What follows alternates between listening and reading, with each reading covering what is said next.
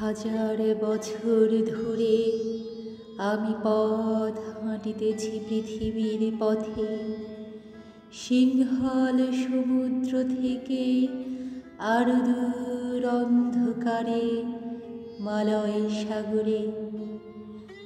অনেক ঘুরেছি আমি বিম্বিসার অশোকের ধূসর জগতে, সেখানে ছিলাম আমি আর দূর অন্ধকার বিদর্ভ নগরে। আমি ক্লান্ত প্রাণে, চারিদিকে জীবনের সমুদ্র সফেন। আমারে দুদণ্ড শান্তি দিয়েছিল নাটোরের বনলতা সেন।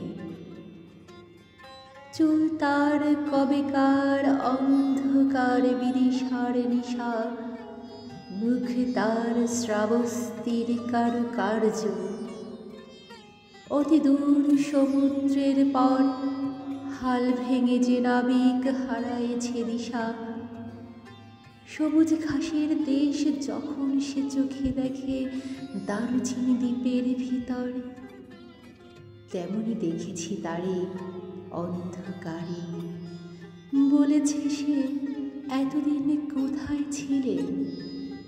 পাখির নীড়ের মতো চোখ তুলে চাওয়া নাটোরের বনলতা সেন। সমস্ত দিনের শেষে শিশিরের শব্দের মতন সন্ধ্যা আসে, ডানার রৌদ্রের গন্ধ মুছে ফেলেছি। পৃথিবীর সব রং মুছে গেলে পাণ্ডুলিপি করে আয়োজন।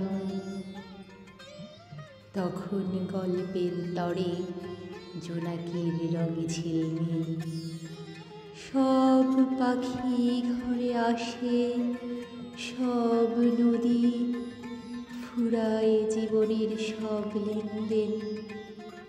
থাকে শুধু অন্ধকার মুখোমুখি বসিবার বনলতা সেন।